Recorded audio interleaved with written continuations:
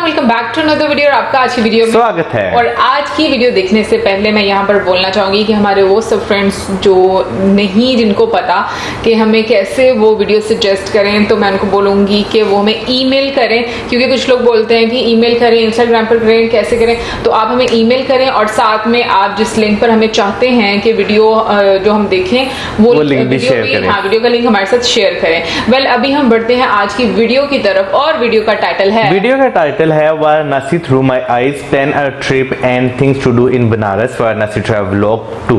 वैसे अभी तक हम लोगों ने जितना भी बनारस के बारे में सुना वो एक सॉन्ग में सुना है, और आई थिंक एक हम लोगों ने फूड वीडियो भी देखी थी।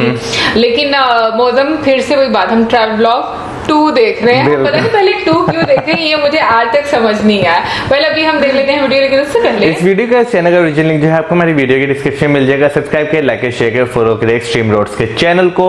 उसके अलावा मेरे ब्लॉगिंग चैनल का लिंक और इंस्टाग्राम का लिंक भी हमारी वीडियो के डिस्क्रिप्शन में मिल जाएगा। सब्सक्राइब करें, लाइक करें, शेयर करें, फॉलो करें। तो चलिए देख लेते हैं वीडियो। बनारस, जहाँ सूर्य की पहली किरण से आध्यात्म शुरू होता है, वहीं सूरज की अंतिम किरण से जीवन मुक्त हो जाता है। बहुत अच्छी लगती हैं। कुछ अलग ही दुनिया है यहाँ पर। कहते हैं शिव की सबसे प्रिय नगरी है बनारस, और सबसे पुरानी भी। यहाँ की हवा में ही जादू है। धार्मिक अनुयायियों का पौराणिक शहर बनारस।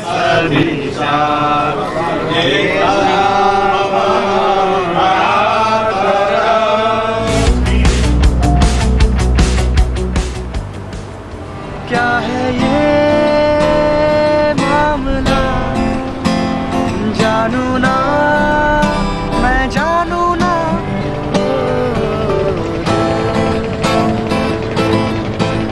संभल का जरा मोहब्बत करी। अच्छी बात है ना। तो दोस्तों, गंगा के घाट पर गंगा में सवारी करके मैं तो अपना मन शीतल कर रही हूँ और आपका भी मन शीतल करवा रही हूँ। तो हम हैं बनारस में और ये व्लॉग डेडिकेटेड है बनारस के लिए। तो आज 12 घंटे में मैं क्या क्या करने वाली हूँ वो इस व्लॉग में आप देखिएगा। और दोस्तों, क्या आपको पता, आज की तारीख में तो इसका नाम है वाराणसी। वैसे तो यहाँ अलग अलग नामों से पुकारा जाता है, कोई बनारस बोलता है, कोई काशी बोलता है। तो आज की तारीख में ऑफिशियल नाम इसका वाराणसी है। वो इसलिए है क्योंकि हम जहाँ पर हैं अभी, वहाँ पर एंड में वरुण नदी है और दूसरे छोर पर अस्सी नदी है। और ये दोनों के नाम से वरुण और अस्सी, वाराणसी नाम गिरा है। और यहाँ पर देखिए ये घाट का नज़ारा। और नॉर्मली आपको अगर बोटिंग करनी है तो अस्सी घाट से आप बोट उठा सकते हैं और मणिकर्णिका तक आप आ सकते हैं। अगर आप एंगेज करके आते हैं तो करीबन आपको कोई 300 लेगा, कोई 400 लेगा, और घंटे पे डिपेंड करता है। और हम जैसे फोटोग्राफर होते हैं तो बात ही कुछ निराली होती है। वैसे मैं रात का भी नज़ारा दिखाऊंगी, तो एंड तक व्लॉग बिल्कुल देखिएगा। ऑफिशियली 84 घाट से शुरू होता है, राजघाट से, और एंड होता है 80 घाट पर। और 80 घाट का फ्लेवर कुछ निराला होता है, वहाँ पे भी आपको ले जाऊंगी। इस घाट की कई कहानियाँ हैं। वैसे तो इस घाट पर जो है, मैंने मुक्ति धाम कहा। मुक्ति धाम का मतलब होता है कि यहाँ पर मोक्ष की प्राप्ति होती है। और यहाँ पर 2 घाट है, हरिश्चंद्र घाट और मणिकर्णिका घाट। वहाँ पर अग्निदाह दिया जाता है। वाह दोस्तों, बहुत खूबसूरत लग रहा है। हम सिंधिया घाट पर हैं। यहीं पर त्रिलोचन महादेव का मंदिर है। ये तो बहुत सारी मूवीज में मैंने देखा हुआ है।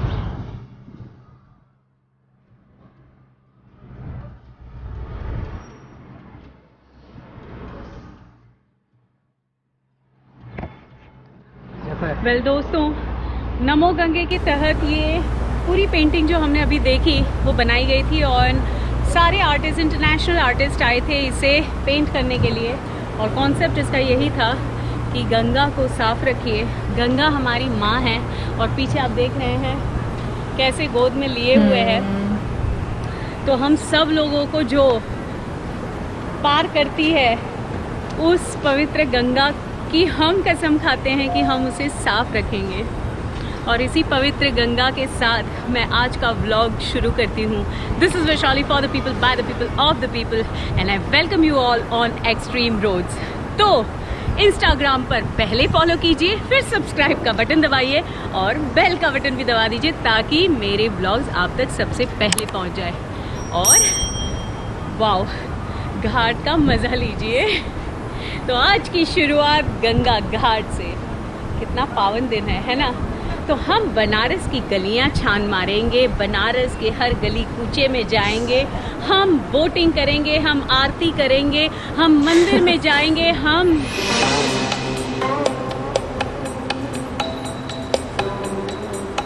विभिन्न विख्यात संत महात्माओं ने भी इन्हीं घाटों पर आश्रय लिया, जिनमें रामानंद, रविदास, तैलंग स्वामी, कुमार स्वामी, तुलसीदास जी, जिन्होंने रामचरितमानस के कई खंडों की रचना की थी। टाइप लग रहा है ना, मुझे नहीं पता क्या, लेकिन मैंने मूवीज में देखा विभिन्न है राजा ये। महाराजाओं ने भी इन्हीं घाटों पर अपने महलों का निर्माण करवाया एवं निवास भी किया। इन घाटों पर शिवलिंग संपूर्ण भारतीय संस्कृति का सामान्य जीवन रूप में विद्यमान है।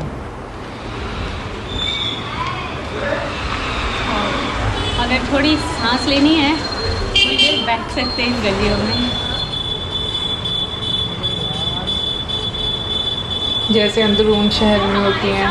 सुबोध जी और ये पैशनेट फोटोग्राफर हैं। अब चलते जाइए। ये पैशनेट फोटोग्राफर हैं और यहाँ की जो बनारस की गलियाँ हैं उसका मुझे फ्लेवर दे रहे हैं। और इन्होंने सजेस्ट किया मुझे कि आप चलिए ये फ्लेवर आपको देते हैं गलियों वाला। गलियों को बिल्कुल मिस मत करना और गलियों के बारे में सिर्फ इतना ही सोचना कि आप कोई हेरिटेज वॉक कर रहे हैं। स्पिरिचुअल एनर्जी दिख रही है यहाँ पर, काफ़ी पॉजिटिव लग रहा है। मैंने सुना था बनारस की गलियों में एक गजब सा नशा है, आज महसूस भी हो रहा है। सिकुड़ी हुई गलियां जैसे अपनी अलग कहानी कहना चाहती हैं। कहीं कचौरियां छन रही हैं और मुंह लपलपा रहा है, तो कहीं फूलों की महक से सारा माहौल खुशनुमा हो रहा है। इतने शोर में भी सुकून दें वो बनारस की गलियां हैं।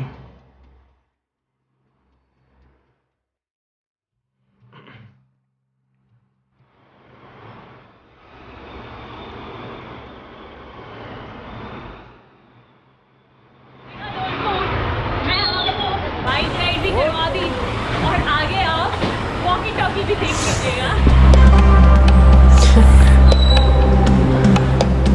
बनारस वैसे तो कई चीज़ों के लिए विख्यात है, उसमें संगीत साधना की एक अलग ही पहचान है।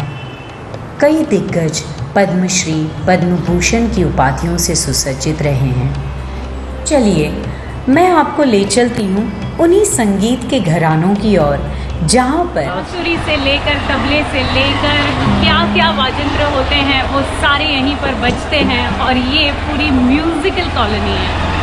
साइड ऑफ द तो भवानी प्रसाद मिश्र जो सारंगी वादक हैं, दूसरे कन्हैया लाल मिश्र वो भी सारंगी वादक है और तबला वादक आशीष मिश्र जी गणेश। यहीं पर रहते हैं।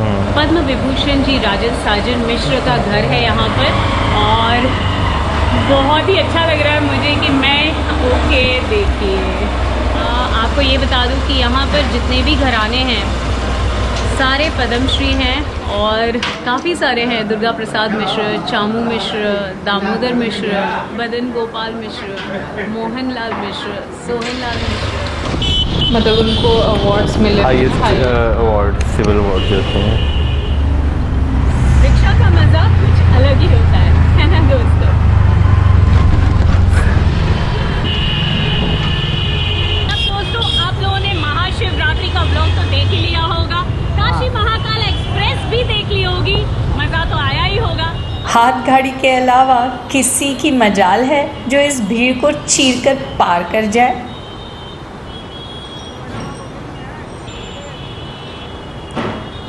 आहा, हर इमारत पुराने ढर्रे में बनी हुई नए परिवेश को समझने की कोशिश कर रही है। अगर आप बनारस आए और इन गलियों से नहीं गुजरे तो आपने बनारस नहीं देखा है। इसका चार्म ही कुछ ऐसा है। और वैसे मानी तो जाती है ये मिस्टिकल प्लेस और इसी मिस्टिक को हम एक्सप्लोर करेंगे, लेकिन कुछ खाने के बाद।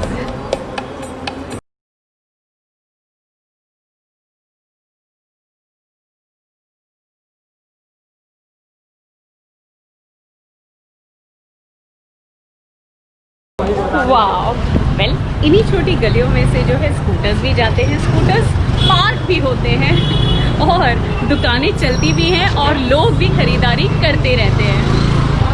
भगवान को चढ़ाने वाले सारे सामान यहाँ पर मिलते हैं। कई सारे छोटे छोटे ज्वेलरी शॉप्स हैं यहाँ पर, चांदी की दुकानें हैं और जैसे ही इसे अंदरून चौड़ी शहर की गली तरह बोला लग रहा जाता है है तो वो तो है ही है। पुराना शहर है ना। मटर यार छालिया होगा।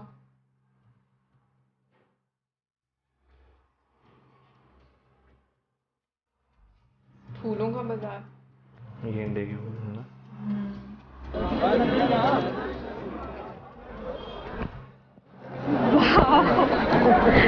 This is so amazing. यहाँ पर सिर्फ फूल ही फूल है और ये पुरानी फूलों की मार्केट है। यहाँ पे दो मार्केट है, एक स्टेशन के पास भी है करीब और ये है एग्जैक्टली मंदिर के पास।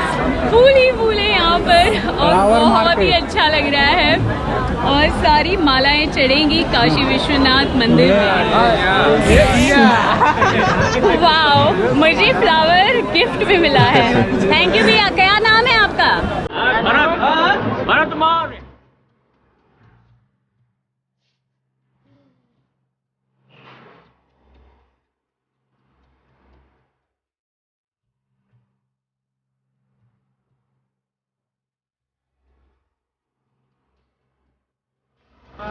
ये सारा रश जो यहाँ पर क्यों दिख रहा है आपको, वो मंदिर जाने के लिए। मंदिर के 6 डिफरेंट रास्ते हैं।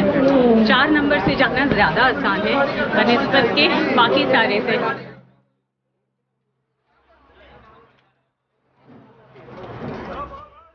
बहुत रश है और जगह भी तंग है ना।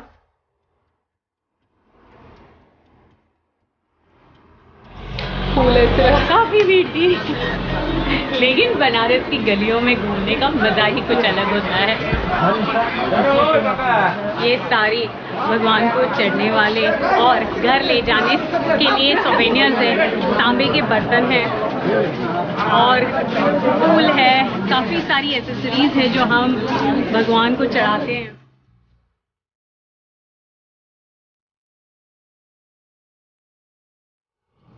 वो गली पकड़ करके मैं बाहर निकल चुकी हूँ और अभी मैं बंगाली टोले की तरफ जा रही हूँ, जहाँ से मैं 80 घाट जाऊँगी। अगर आप एंटीक पसंद करते हैं तो आप ये शॉप में आ सकते हैं। मैंने नंबर भी बता दिया किस शॉप में आना है और काफ़ी सारी एंटीक चीज़ें हैं। कुछ इसमें मुझे एकदम पुरानी बताएंगे कौन सी है? Prehistorical copper is sold, okay, but not for sale, only decoration.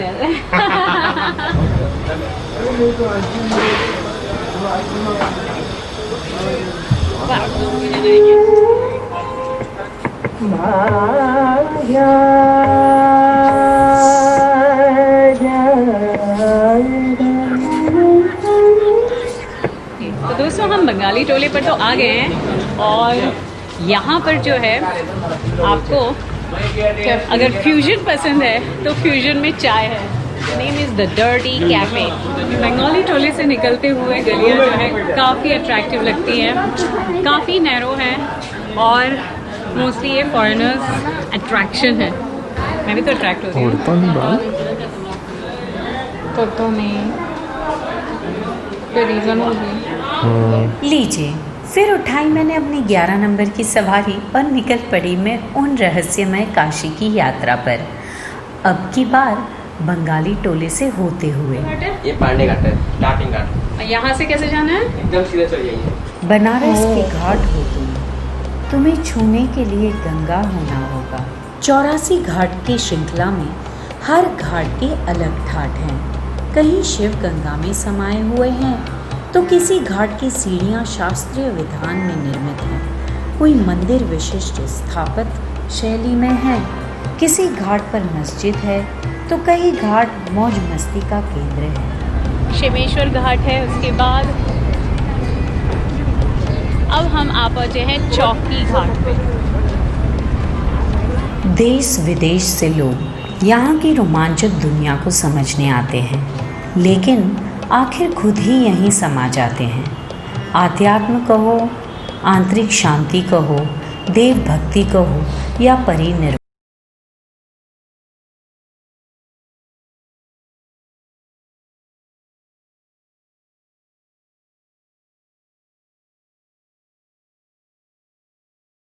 वैसे तो बनारस के घाट कई घाट हैं और कई घाट के अपने अपने वर्चस्व हैं, लेकिन यहाँ पर दो ऐसे घाट हैं जहाँ पर इंसान को साल्वेशन मिलता है, मोक्ष मिलता है। जिस शव को अग्नि दी जाती है कहा जाता है कि उन्हें मोक्ष मिल जाता है, तो लेकिन मोक्ष तभी मिलता है उन्हें जब डोम राजा उन्हें अग्नि देते हैं। वैसे यहाँ पर दो घाट है, जैसे मैंने आपसे कहा, एक है मणिकर्णिका घाट और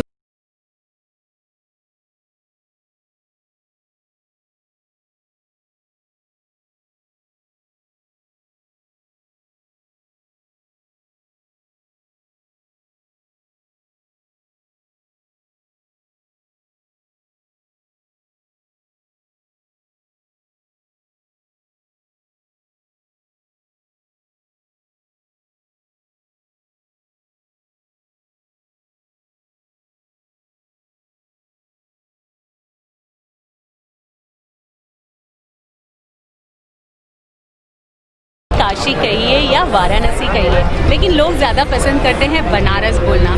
तो बनारस के इतने भव्य घाट पर हम हैं और बस फिलहाल तो मैं दशाश्वमेध घाट पर हूँ, जहाँ पर रोज़ संध्या को आरती होती है करीबन 6 साढ़े 6 के आसपास, जैसे ही सूर्यास्त होता है। और यहाँ पर जो लोगों की तादाद दिख रही है वो बहुत ही ज़्यादा है, लाखों की तादाद में लोग यहाँ पर हैं। आप पहली बार आ रहे हो? नहीं, 2-3 बार। अच्छा, आप मतलब यहाँ से हैं या बाहर से हैं? हाँ, नेपाल से। नेपाल से हैं, अच्छा। क्या नाम हुआ आपका? मीना।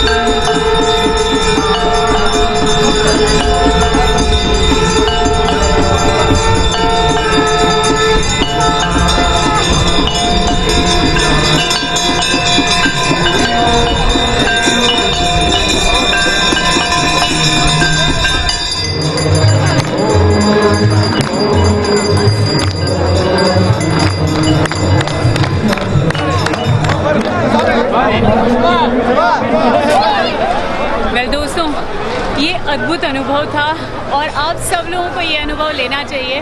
जब मैं ये देख रही थी कि जो इंडिया के नहीं हैं, जो फॉरेनर्स हैं, उनको ऐसे लग रहा था कि उनकी तृप्ति हो गई है, तो सोचिए हम लोगों को कितना अच्छा लगेगा, क्योंकि हम तो हैं ही आस्था के पुजारी।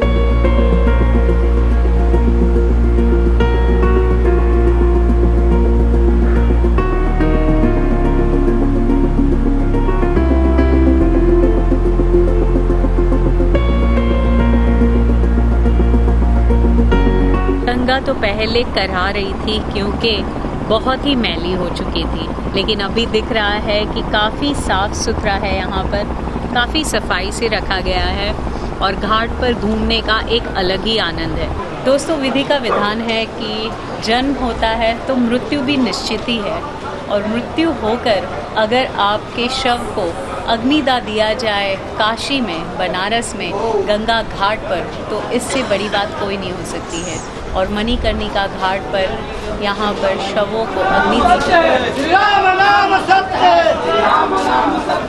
जो सारा सामान यहाँ पर आपको दिख रहा है वो शवों को जलाने के लिए जितनी भी सामग्री है वो यहाँ पर मिलती है। रात्रि के निस्तेज पटल को तेजों में करते जीवन की मात, उठते गिरते ज्वालाओं का साक्षी गंगा का निस्तब्ध मणिकर्णिका घाट। जिंदगी जीने की ख्वाहिश 80 घाट से ही क्षणिक पर बेहद खूबसूरत, और उनकी मंजिल मणिकर्णिका सी है स्थायी और सच। यही है कहानी बनारस के घाटों की, आध्यात्म से मुक्ति की ओर। बनारस में नेचुरलता का बर्थडे है, जन्म हुआ है जी। यहाँ पे स्वर्ग है।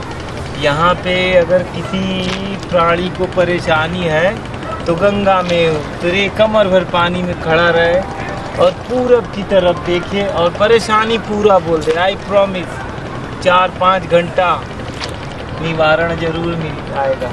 रुकावट के लिए खेता दर्शकों, यात्रीगण कृपया ध्यान दें।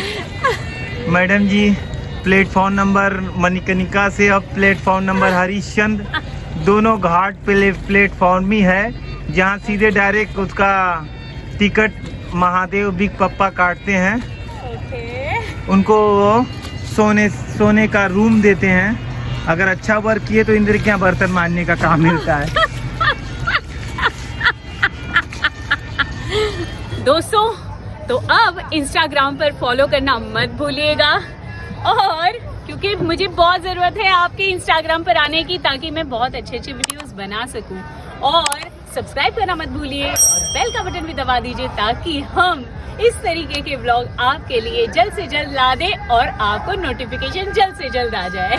बात करें वाराणसी की, तो वाराणसी जो है दुनिया के उन शहरों में, और खासकर इंडिया की अगर बात करें तो इंडिया के उन शहरों में गिना जाता है जो कि एक बहुत सेक्रेड प्लेसेस मानी जाती हैं। बिल्कुल। और आज जिस तरीके से हम लोगों को वीडियो में देखने का मौका मिला, मुझे बहुत अच्छा लगा कि इतना पुराना शहर हम लोगों ने देखा जो कि बहुत ज्यादा सेक्रेड माना जाता है हो, और मतलब मुख्तलिफ कंट्री से लोग वहां पर आते हैं इसको देखने के लिए। अच्छा, अगर मैं वाराणसी की एक बात करूँ तो मुझे एक चीज बहुत अच्छी लगी कि जो है ना वहाँ पे अभी भी जो घर हैं वो बहुत पुराने हैं, यानी कि उनका स्ट्रक्चर देख लें, और यानी कि अभी भी उन पे वैसे पेंट वगैरह करके मेंटेनेंस तो होती रहती होगी, लेकिन वो अभी भी बहुत ज्यादा पुराने घर हैं, यानी कि मॉडर्न आर्किटेक्चर हमें वहाँ पे इतना देखने को नहीं मिला। मुझे तो जो खूबसूरती नजर आई है ना शहर की, वो यही लगी है कि वहां पर हमें पुराना एक घर नजर आया, और सेम इसी तरह के घर, ऐसी गलियां हम लोगों को लाहौर में जो वॉल्ड सिटी है वहां पर देखने को मिलती हैं। अच्छा, अगर मैं बात करूँ ना वाराणसी की, तो एक मैंने मूवी देखी थी मोहल्ला 80, वो जो है सनी देओल क्या नाम था, मुझे नहीं पता किसकी है, वैसे मुझे ये याद है कि बिल्कुल बिल्कुल सनी देओल की ही है, जो है उनकी मूवी है मोहल्ला 80, तो वो भी जो है वाराणसी में ही बनी हुई है, तो बहुत अच्छी मूवी है। और मुझे ये बड़ा अच्छा लगा कि उन्होंने काफी अच्छे तरीके से भी बताया कि वाराणसी नाम क्यों, जैसे कि ऑफिशियल नाम वाराणसी है तो वो क्यों रखा गया, और फिर डिफरेंट घाट्स के बारे में बताया कितने घाट्स है वहां पर, और फिर जैसे अंतिम संस्कार जहां पर किया जाता है उन घाट के बारे में भी बताया। अच्छा, वैसे मुझे नहीं पता था कि मणिकर्णिका घाट भी है, मुझे नहीं था पता। लेकिन मुझे यहाँ पे एक और मूवी याद आ कि जो मैंने पास्ट में देखी थी, वो रानी मुखर्जी की जिसकी आप बात कर रही थी, वो भी जो है यहाँ बनारस में है, उसका एक गाना जो है हम तो है ऐसे हैं भैया, वो मुझे बहुत पसंद है, अभी भी मुझे ना सुनने का बहुत मजा आता है। हम बात करें ना, मतलब जो व्यू हम लोगों ने बनारस का देखा, जहाँ पर काफी ज्यादा मुझे लगता है शायद हर रात में वहां पर प्रेयर की जाती है, जिस तरीके से दिखाया गया, कोई स्पेसिफिक मे भी टाइम हो, पर मुझे वो बहुत अच्छे जो कैंडल स्टैंड है ना, मतलब जो जहाँ पर अग्नि वाले वो स्टैंड होते हैं, वो उसको ऐसे किया, मुझे वो बहुत प्यारे लगते हैं। मुझे ऐसा लगता है बहुत ही मेस्मराइजिंग सा वो एक व्यू होता है। मुझे तो लगता है कि जैसे इंडिया में जितने भी शहर है ना, उनमें से अगर आप कोई सेक्रेड प्लेस घूमना चाहते हैं तो वाराणसी जैसा शहर आपको पूरे इंडिया में कहीं नहीं मिलेगा, क्योंकि बहुत ज्यादा मुकद्दस सी जगह मानी जाती है। ये भी माना जाता है कि यहाँ पे जिस बंदे को मौत आती है तो उसे जो है मुक्ति मिल जाती है, वो उसका दोबारा जो है जन्म नहीं होता। तो ये जो है ऐसी चीजें हैं जो हमें आप लोगों के थ्रू ही पता चलती हैं, और हमें बहुत खुशी होती है जान के इन चीजों के बारे में। बट मुझे तो मतलब अच्छा लगता है कि हम डिफरेंट चीजों को देखते हैं, और मतलब मतलब जितना पुराना ये शहर है, और जब हम टेम्पल्स भी इवन के देखते हैं तो इतने हजारों साल पुराने होते, तो सीरियसली आपको यू नो चीजें जो सी होती है ना, वो जैसे जैसे आप नई नई चीजें जानते हैं, आपके मन में बहुत सारे सवाल आते हैं, आप फिर उनको और ज्यादा जानने की कोशिश करते हैं कि ये यहाँ पर कैसे, कब, क्यों हुआ और इसके पीछे की स्टोरीज क्या थी, तो आपका मन करता है उसको जानने का। और जैसे जैसे हम वीडियोस देखते जा रहे हैं, मेरे ख्याल में हमारा भी इस साइड पर और ज्यादा यू नो एक हम मतलब ये कहेंगे कि और ज्यादा हम इस साइड पर आते जा रहे हैं कि हमारा दिल करता है कि हम और जाने इन चीजों के बारे में। और जैसे बाजार दिखाए, लोग दिखाए, मतलब एक लोकल लाइफ दिखाई, तो वो देखकर भी वाकई में ऐसा लगता है सारे अपने अपने हैं। अच्छा, एक और जो है सवाल जो वीडियो देखते हुए मेरे दिमाग में है, वो ये था कि हमने जो देखा कि औरतें जो थी उन्होंने मुंडन करवाया हुआ था, तो वो क्यों करवाया था ये, क्योंकि हमें नहीं पता चीज, तो ये हमें जरूर बताइएगा। हम लोग जैसे हम लोगों ने बाजीराव मस्तानी मूवी देखी थी, उसमें इस तरह की मूवीज में उनकी जो माता जी थी जो विधवा हो जाती थी, मुंडन करवाती थी, ये हम लोगों को पता है। लेकिन आज के टाइम में क्या है वो अब आप हमें बताएंगे। और इसके अलावा थोड़े से फैक्ट्स जो हम लोग आपके साथ शेयर करेंगे, वैसे तो आई एम श्योर आप लोग जानते होंगे, लेकिन ये हमारी नॉलेज के लिए जो हम आपके साथ शेयर करना चाहते हैं। और उनमें से पहला जो है वो ये कि वाराणसी जो है दुनिया का रिहाइश के हिसाब से सबसे पुराना, यानी कि ओल्डेस्ट लिविंग सिटी है पूरी दुनिया का। इसे वाराणसी और बनारस दोनों कहा जाता है। और इसके अलावा जो है ये 3000 साल से भी ज्यादा पुराना शहर है। ये वर्ल्ड की ओल्डेस्ट सिविलाइजेशन है।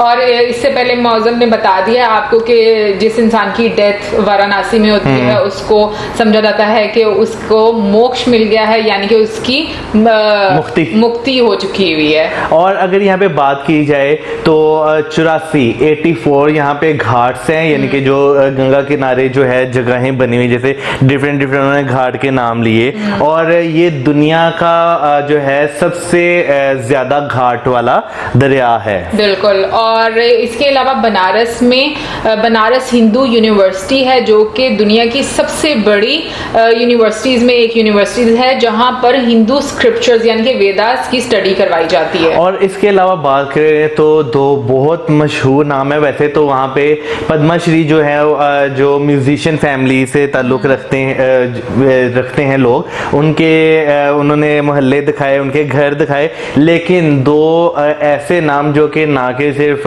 इंडिया में बल्कि पूरी दुनिया में कहा जाए तो मशहूर है, जिनमें एक पंडित रविशंकर जी हैं और दूसरे जो है उस्ताद बिस्मिल्लाह खान साहब हैं। और इसके अलावा जैसे वीडियो में भी बताया गया कि बहुत सारे टूरिस्ट आते हैं हर साल, और उनमें से काफी सारे टूरिस्ट जो उनसे हैं वो वहां पर ही रह जाते हैं और वहां उसी शहर के होकर रह जाते हैं। और बात करें अगर हम बनारसी साड़ियों की, तो वो तो मिलती हैं हमें बनारस से। बनारस में जहां तक हम लोगों ने पढ़ा है कि लार्जेस्ट सेलर है बनारसी सिल्क का, और एक सिंगल पीस को तैयार करने में 6 महीने लगते हैं। और जो बेस्ट साड़ीज वहां पर हैं, जो कि मतलब काफी ज्यादा मशहूर है वहां पर, जो फैब्रिक हम कहेंगे उसमें जॉर्जेट है, एक ऑर्गेन्जा तो मुझे पता है, और एक कतान है शायद, बिल्कुल आई थिंक कतान सिल्क होती है, और एक पता नहीं क्या शातिर करके नाम है, शातिर, वो मुझे नहीं पता कि कौन सा फैब्रिक। अच्छा, मैं यहाँ पे अगर बात करूँ ना बनारसी कपड़े की, इंडिया में वैसे मुझे ट्रेंड नहीं मालूम कि इंडिया में बनारसी कपड़ा जो है वो मर्द हजरात यूज करते हैं कि नहीं करते। लेकिन अगर पाकिस्तान में बात की जाए तो यहाँ पे डिफरेंट जो है स्टाइल्स बनाने के लिए, खासतौर पर अगर वेस्ट कोट की बात की जाए तो उस पे जो है बनारसी कपड़ा इस्तेमाल किया जाता है, और बहुत कलरफुल वाइब्रेंट किस्म का होता है, और देख के ना अट्रैक्शन एक आती है। अरे बाबू, ये वहां से ही आया हुआ है, तो वहां पर भी लोग बनाते हैं। यार मुझे नहीं मालूम, मैं कह रहा हूँ मुझे नहीं मालूम। देखो, मुझे ऐसा लगता है कि पाकिस्तान में बेसिकली जितना भी ट्रेंड आता है ना, स्पेशली कपड़ों में, और मैं लड़कों की अगर बात करूं स्पेसिफिकली, लड़कियों का तो वाकई में सेम वही वाला ही आता है, वहां से जो वहां पर मतलब स्टाइल होता है वही वाला आता है। बट लड़कों का बहुत ज्यादा वहां से ही आते हैं डिफरेंट वेरिएशन जो कपड़ों में, कभी बास्केट और पता नहीं कौन कौन से कट्स वगैरह के साथ। तो क्योंकि मैं अक्सर देखती रहती हूँ ना कपड़े वगैरह, तो मैं हम लोगों का यहाँ पर तो सिंपल एक शलवार कमीज है, ठीक है, वैसे शलवार कमीज भी वहां से आई है, सब कुछ वहां से आया है। तो बेसिकली मुझे ऐसा लगता है कि जो जितनी भी आपको स्पेशली कपड़ों में एक वैरायटी नजर आती है, कट्स में आती है, वो यहाँ पर ज्यादातर इंडिया का ही इन्फ्लुएंस होता है, वहाँ के इन्फ्लुएंस से ही लोग यहाँ पर कपड़े बनाते हैं। वेल ओवरऑल हम लोग को बहुत मजा आया वीडियो देखने का, एंड आई होप आप लोगों को भी अच्छा लगा होगा। और आप लोग क्या जानते हैं बनारस के बारे में हमारे साथ जरूर शेयर कीजिएगा, और इसके अलावा आप में से कौन कौन सा बनारस से बिलोंग करता है ये भी हमें जरूर बताइएगा। और हमें अपनी दुआ में याद, हमारे वीडियोस, हमारे चैनल पर वीडियोस करें, and keep us in your prayers. Till then, good bye.